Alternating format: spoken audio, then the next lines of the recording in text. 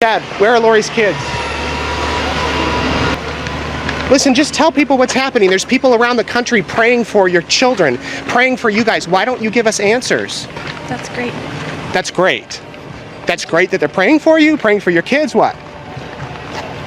You have nothing to say? Did you do something to your children? Are your children still alive? За энэ эмэгтэй анхны нэрийг Lori Cox гэдэг. Бас Lori Ryan, Lori Vallow, Lori Daybell гэсэн нэрүүдтэй байсан. Учир нь хүнтэй суух бүртээ нөхрийнхөө овгийг авч байсан гэсэн үг. Энд гурван нөхрийнх нь ов гарч байгаа боловч ер нь бол Lori 5 удаа хүнтэй суусан байдаг. Тэрээр Colby Ryan, Tylee Ryan, Joshua Jackson Vallow буюу JJ гэж товчилж дууддаг 3 хүүхэдтэй. Том хүү Colby Ryan нь 17 настайдаа гэрээсээ явж тусдаа амьдрах болсон тул цаашид ярихдаггүй. Залуудаа гоо бүсгүйн тэмцээнд оролцож явсан Lori хэд хэдэн нөхрөөсөө салсны дараа 2006 онд өөрөөсөө бараг 20 насаар ах бизнесмен Charles Wallowтой гэрлэн охин Tylee сүүлд өргөж авсан JJ гэж дууддаг аутизмтай хүүгийн хамтаар дөрвөлээ Аризона мужид 50 амгалан амьдарцгаадаг байжээ. 2018 оноос бүх зүйл эхэлсэн бөгөөд энэ үед Lori 45 настай, нөхөр Charles Wallow нь 63 настай, охин Tylee 16 настай, JJ хүү 7 настай байлаа. Lori энэ үеэс Chad Daybell гэх хүний бичсэн зохиолуудыг уншиж гүн орсон. Бас түүний подкастуудыг тогтмол сонсдог болсноор Loriгийн зан ааш ярьж хэлж байгаад нь өөрчлөлт орж эхэлсэн байдаг. Тэгвэл Chad Daybell гэж юм бэ? Эхнэр 5 хүүхэдтэй Idaho мужийн Rexburg гэдэг жижиг хотод амьдардаг 49 настай Chad өмнө нь талигаачдыг нутаглуулах оршуулгын нүх ухдаг ажил хийдэг байж байгаад сүүл рүүгээ Мормон шашны урсгалыг өөрийнхөөрөө баяжуулж дэлхийн мөхөл сүрэл удахгүй ирнэ. Үүнд бэлдэх хэрэгтэй. Ад зэтгэрийн муу сүнснүүд хүний биед орж эзэмдэн бидний дунд амьдарч байна. Тэр муу сүнснүүдийг олж илрүүлэн устгах ёстой. Зөвхөн сонгогдсон цөөхөн хэдхэн хүмүүс л мөнхийн амьдралд хүрнэ гэх мэт гаж зүйл зохиож бараг тусдаа шашны калт урсгал шахуу юм ярьж явдаг болсноос гадна бүр 20-од ном хэвлүүлсэн бөгөөд харагдах байдал номын нэр гэх мэт зүйлээ шашны биш энгийн ном шиг хэвлүүлдэг байсан байна. Бас тогтмол подкаст ярилцлага хийдэг болжээ. Үр дүнд нь олон сохроор дагагч итгэгчдтэй болж Америк нэгдсэн улсын мужаас муж дамжин цугларалт ярилцлага хийж номоо зардаг. Өөрийгөө сурталчилж элдв хандин мөнгө цуглуулдаг болжээ. Ийм нэгэн ярилцлагынхаа үеэр 2018 онд Chad Loriтой танилцсан байна. Анхны уулзалтаараа л Chad шууд Loriд чи бид хоёр урдны амьдралдаа эхнэр нөхөр байсан гэх маш утгагүй зүйл ярьсан бөгөөд Chad-ийн бүх номыг уншиж подкастуудыг нь сонсож түүнийг бишрэгч болсон Lori энэ ярьсан зүйлсийг нь харамсалтай нь хүлээн зөвшөөрч тааламжтай хүлээж авдаг. Ингээд тэр хоёр шууд Chad-ийн барилж байсан зочид буудлын руу явж нөхөр хүүхэдтэй Lori, эхнэр хүүхэдтэй Chad нар дотн харилцаанд орсон байдаг. Энэ үйлдэлээ Lori найз хүүхэндээ өөрийгөө сонгогдсон нэгэн болчлоо. Мөнхийн амьдралд удахгүй хүрнэ гэж итгэсэн учраас хийсэн гэж ярьсан байна. Үүнээс гадна Lori өөрийгөө хүмүүсийг зөв зам руу дагуулагч, удахгүй ертөнц мөхөн. Учир нь аз сэтгэрийн муу сүнсүүд хэтэрхий хурдан дэлхийг эзэлж байна. Сонгогдсон нэгэн байхыг хичээ гэх мэт шал утгагүй зүйл хүмүүст ярьж ухуулдаг болов. Бүр сүүлдээ нөхөр Чарльзыгаа муу сүнсэнд эзэмдүүлсэн гэж ойр тойрны найз нөхөддөө ярьж явах болжээ. 2019 оны 1-р сард Loriгийн нөхөр Charles цагдаад дуудлага өгөв. So what makes her a danger to herself and to others? Threatened me, murder me, kill me. Yes. And she said, how did she do that? My bishop right there is in the car. He was on the phone with me today when she said, "I will have you destroyed." Is what she said there. Okay, that's not a threat to kill you. Yesterday was a threat to kill me. Okay. What did she say yesterday? She said, "You're not Charles. I don't know who you are, what you did with Charles, but I can murder you now with my powers." Charles хэлэхдээ манай эхнэр намайг чи бол Charles биш, чамайг одоо алах болно гэж сүрдүүлээд байдаг боллоо гэж хэлж байгааг бичиж авсан цагдаагийн энгэрийн камерын бичлэгийг та үзэж байна. Тогтмол ингэж айлгаж сүрдүүлж занал хийлдэг болсон учраас ямар нэгэн зүйл тохиолдвол хэрэг болох байх гээд Чарлз цагдаа дуудаж бүртгүүлсэн нь энэ бололтой. Үүнээс хойш хэд хэдэн удаа цагдаа дуудан Лориг бүртгүүлсэн байдаг. Элдв муу сүнс биенд нь орсон гарсан түүнээс болж намайг ална гэж занал хийлээд байна гэсэн дуудлагад цагдаа нар үнэндээ яг ямар арга хэмжээ авахаа мэдэхгүй зүгээр л тэмдэглээд үлддэг. Зарим цагдаа магадгүй эсэргээрээ Чарлзыг сэтгцийн асуудалтай гэж харсан байх. Лоригийн иймэрхүү элдв занал хийлэл зогсохгүй байсан тул Чарлз амь насны даатгалаасаа авах $1,000,000-ыг амь насаа алдсан тохиолдолд эхнэр Лорид биш JJ хүүдээ буюу түүний давхар асрамжлан хамгаалагч төрсөн эмээгийнх нь нэрлүү шилжүүлдэг. Удалгүй Чарлз 13 жил ханилсан Лоригоос албан ёсоор салахаар өргөдөл өгч гомдол гаргасан ч Лори салах өргөдөл дээр гарын үсэг зурхгүй хэрнээ тусдаа амьдарч байсан нь амь насны даатгалтай холбоотой байх гэж харагддаг. 2019 оны 7 дугаар сарын 11-ний өглөө Чарлз тусдаа амьдарч байгаа эхнэр Лоригийн JJ хүүгээ сургуульд нь хүргэж өгөхөөр хуваарийн дагуу тэднийд очдог. Байшинд Лори, охин Тайли, хүү JJ-гээс гадна Лоригийн ах Алекс тэднийд байлаа. Ах Алексига Лори мунхруулж өөрийн хэлж ярьдаг ертөнцийн мөхөл ад зэтгэр муу сүнсүүд сонгогдсон нэгний мөнхийн амьдралын талаар итгүүлж дээр нь Чад түүнийг дүүгийнхээ бие хамгаалагч Дайчин Баатраар бурхнаас сонгогдсон гэж тушааснаар Алекс Лори дүүгийнхээ хажуунаас салахгүй.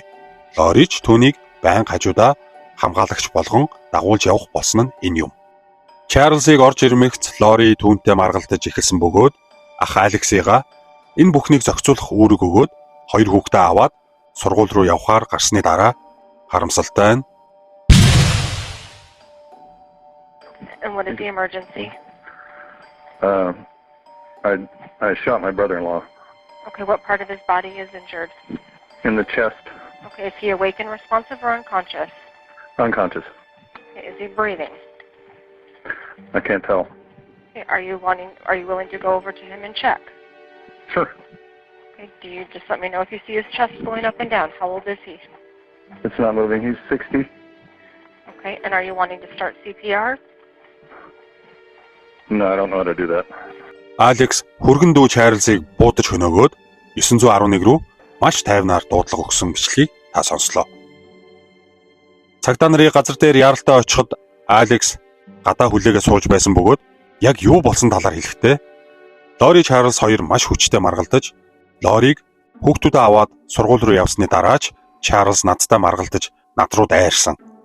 Би бие хамгаалах гээд хажуу өрөөнд байсан бууг авч түүний цээж рүү буцаан гэжээ. Энэ үеэр Лори эргэж ирсэн бөгөөд цагдаа нарын асуусан асуултанд маш тайван болох ёстой юм болдгоороо боллоо гэсэн байдалтай хариулж байв. That's why the neighbors don't know us. Gotcha. Like, hi neighbor, sorry. Тусдаа амьдарч салах гэж байгаа хэдий ч 13 жил хамт амьдарсан нөхрийг нь ах нь бүр гэрт нь буудаад хөнөөчөөд хүн амны хэрэг гарчаад байхад манайх нүүж ирээд удаагүй юм л да. Хөршүүдээсээ бүр санаа зовчлоо. Гэх утгатай зүйл яриа зогсож байгаад нь цагдаа нар үнэхээр толгой сэгсэрч байлаа. Алекс Лори хоёрыг цагдаагийн төв дээр аваачин байцаалд авахд бие хамгаалсан гэдэг тайлбар хэлсэн тул дэлгэрэнгүй шалгаж нэгтлэх хүртэл тэр хоёрыг тавьж явуулсан байна. Харин Лори даатгалын компаниас нас барсан нөхрийнхөө даатгалаас $1,000,000 байтугай ганц ч цент авч чадахгүйгээ мэдмэгцээ хэрэг гарснаас 3 хоногийн дараа Айдахо муж руу нүүсэн байна. Түүний очисон хот бол түүний амраг бас шашны мунхруулагч гигэн багш Чадны хот байсан ба маш ойрхон байранд нүүж орсон байна. Энэ удаа Лори өөрийн төрсөн охин Тайлид ад зэтгэрийн хас сүнс шүглсэн гэж үздэг. Энэ нь маш ойлгомжтой. Тэрээр 16 настай төрсөн охиноосоо салахыг хүсжээ гэсэн үг. Энэ зураг бол тухайн оны 9-р сард Тайли охины Yellowstone паркт авахулсан хамгийн сүүлийн зураг бөгөөд үүнээс хойш түүнийг хэн ч олж хараагүй байна. Тайли бол дүү JJ-гээ маш сайн харж ханддаг сайн эгч байсан бөгөөд хэрв Тайли байхгүй бол аутизмтай JJ хүү ганцаардаж хинч биш болно гэхэд хэлсдэхгүй. JJ эгчтэй өргөж авсан Лори ээжээсээ илүү хайртай байжээ. Are you taking a video of my child? Your child? My child. Гэвч төдий л удсангүй эгчийнхээ араас 2-7 хоногийн дараа JJ бас сургуу алга болов. Хүүг алга болохоос өмнө Лори нэгэн найздаа JJ зомби болсон. Түүний дотор хар сүнс орсон гэж хэлж байсан байна. Тэгэхээр бүх зүйл ойлгомжтой. Лори нөхөр, охин, хүүгээд гэр бүлийнхээ бүх гишүүдийг хар сүнсэнд эзэмдүүлсэн шалтгаанаар ямар ч байсан өөрөөсөө холдуулж ганцаараа үлдэж ганц бие эмэгтэй болж чадлаа. Тэгвэл энэ үед Чад хууль ёсны эхнэрээс хэрхэн цэвэрхэн салах арга хайж байв. Олон ч хонсонгүй нэгэн шөнө Чад том хүүгээ унтлахын өрөөнөөсөө хурдлаарай гэж дууддаг. Том хүү нь өрөөнд ороход ээж нь хагас биеийн орон дээр цээжин хэсэг нь шал руу орноосоо тонгоосон байдалтай хөдөлгөөнгүй хөвтөж байсныг хүү нь татаж өндийлөхөд 49 настай Тами Дэйбел аль хэдийн амьсгал хураасан байлаа. Яагаад ч юм цагдаа шүүхийн задлан болоогүй нь тун хачирхалтай. Талигаачийг ханиадтай байсан, ханиад нь хүндрээд шүн унтаж байхдаа нас барсан гэсэн нөхөр Чадын тайлбар нь нэг л тийм ямар нэгэн шалтак хэлэхгүй болохгүй гэсэн мэт. Чад эхнэрийнхээ оршуулгыг маш хурдан хийж дуусган хэвийн амьдралдаа орсон байдаг. Тэдний гэр бүлийн найз нэгэн эмэгтэй ажил явдал нь хизээ болох талаар тодруулахаар Чад руу залгаж гашуудлыг илэрхийлэхэд Чад түүнд санаа зовох хэрэггүй. Би маш сайн байгаа. Бүх зүйл дууссан. Бүх зүйл өнгөрсөн. Үлдсэн бид цаашаа урагшлах хэрэгтэй. Би нэгэн эмэгтэйтэй танилцсан. Удахгүй хурмайч хийж магадгүй. Чамд хэлнэ гэж уцаар ярьсан эмэгтэйг шоконд оруулжээ. Бас нэгэн гэр бүл тэднийд эмгэнэл илэрхийлэхээр Чадынд очиход Чад гэртээ нэгэн бүсгүйтэй тэврэлтсэн, нялуурсан, хөгжилтэй мардсан зүйл ярьж инээлтсэн яг л өсвөр насны хүүхдүүчиг байхыг хараад ирсэн зочдод үнэхээр хэлэх үг олдоогүй. Чад тэдэнд хэлэхдээ энэ бүсгүйг Лори гэдэг. Тэр бас саяхан охиноо алдсан. Бид хоёр яг адилхан асуудалтай байгаа учраас хамтдаа байгаа юм а гэсэн тайлбар хэлдэг. Лори нүүж явснаасаа хойш хуучин найз нөхөд хамаатнуудаа Тайли охин JJ хүүгээ маш сайн байгаа. Шинэ газараа маш сайн дасан зогсож байгаа гэж хэлж байсныг маш олон хүмүүс гэрчилдэг. Гэтэл алга болсныг нь нууж худлаа ярьж байсан бол одоо бүр Тайли охиныгоо нас барсан гэд яриад явж байгаа Лори үнэхээр их хүн, ээж хүмүүн үү? Ашгүй JJ-гийн төрсөн эмээн түүнийг үнэхээр зүгээр байгаа эсхийг шалгуулахаар цагдаа нарыг Лори руу явуулсан бөгөөд цагдаа нарт Лори инхүү хариулжээ. JJ-г би Аризона мужид байдаг сайн найз руугаа явуулсан байгаа. Найзыг маань Мелани гэдэг. Тэдний хэд хонцоход ирнэгээд уцыг нь цагдаа нарт өгөөд явуулжээ. Лори цагдаа нарыг явсан даруйд Мелани найз руугаа ярьж хэрв чам руу цагдаагийн газраас уцтвал JJ танаад байгаа гэд хэлээрэй гэж хүссэн байна. Энэ нь найз Меланид маш сонирн бөгөөд эвгүй санагдсан тул эргэж уцтан ямар учиртайг тодруулахад Лори JJ тун сайн байгаа гэхээс өөр тодорхой зүйл хэлэхгүй байсан тул удаан бодсны эцэст цагдаа дээр очин Лори хэрхэн түүнийг худлаа хэлхийг хүссэн.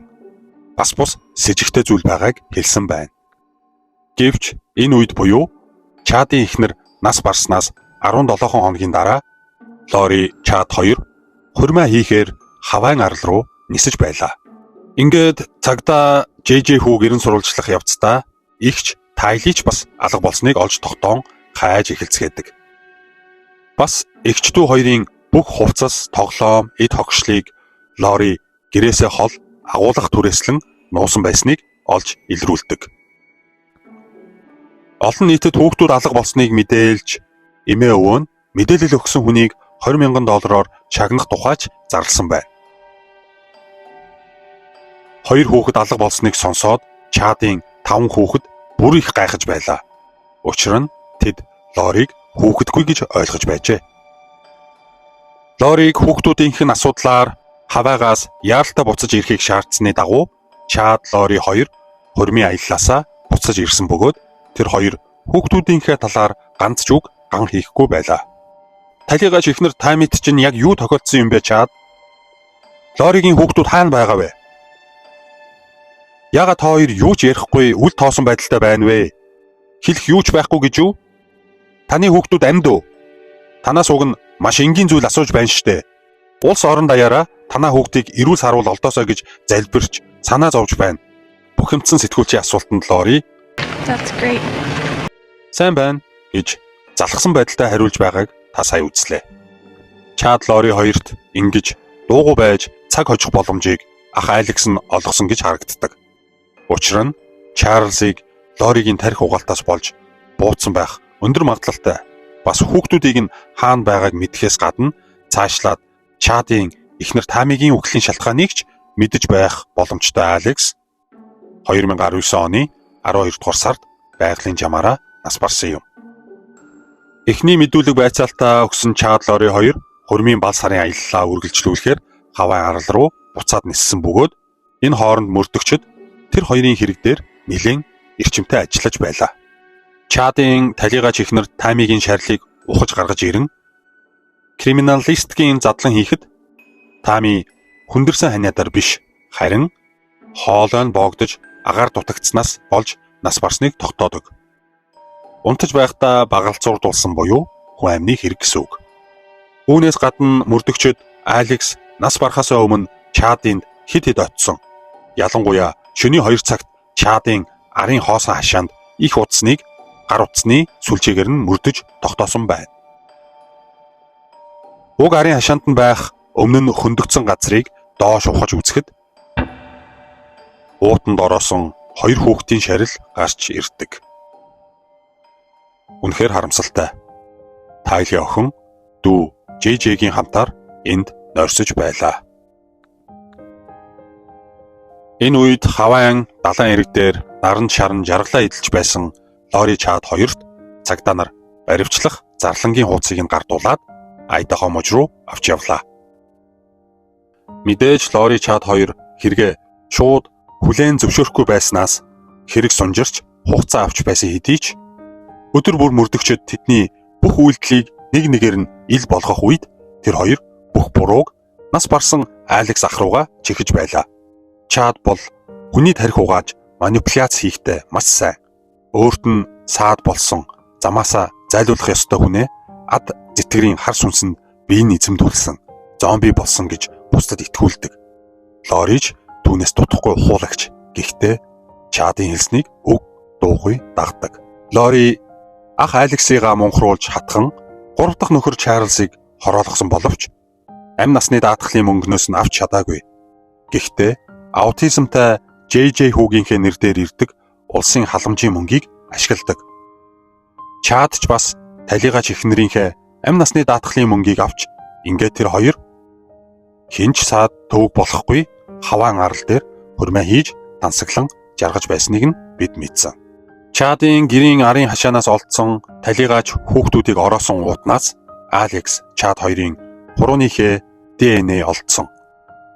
Ороосон скотчнд наалтсан үс Лоригийнх болох нь батлагдсан гэд маш олон нотлох баримтуудаар Чадыг эхнэр Тами, талигач хүүхдүүд болох Тайли, JJ нарын үхэлд буруутай. Лориг хоёр хүүхдүүдийнхээ үхэлд буруутай тул 2024 оны 5-6 дугаар саруудад болсон шүүх хурлаас тэр хоёрыг 1-р зэргийн хүн амны хэрэг үйлдсэн гэж үзэн Чадад ялын дээд хэмжээ цаазаар авах ял. Харин Лорид эргэж давж заалдах эрхгүйгээр бүх насаар нь хорих ял оноожээ. Үнэхээр харамсалтай. Ямар ч гэмзэмгүй хөөрхий хүүхдүүд. Энэ хэрэг нь бүхэлдээ зүгээр л утга учиргүй тарих угаалт, харанхуй сүсэг бишрэл, замбраагүй гэр бүлээс гадуур харилцаа, мөнгө. Энэ бүх зүйлс эцэстээ хүнийг ямар аимшигтай болгодгийг харуулж байна. Энэ удаагийн бичлэг маань үүгээр өндөрлөж байна. Танд таалагдсан бол лайкад авч шеэр хийгээрэй. Коммент хэсэгт энэ хэргийн талаарх бодлоо хуваалцаарай. Хэрв та subscribe товчийг дарж амжаагүй бол яг одоо дараарай. Баярлалаа. Дараагийн бичлэгээр уулзтлаа. Түр баяртай.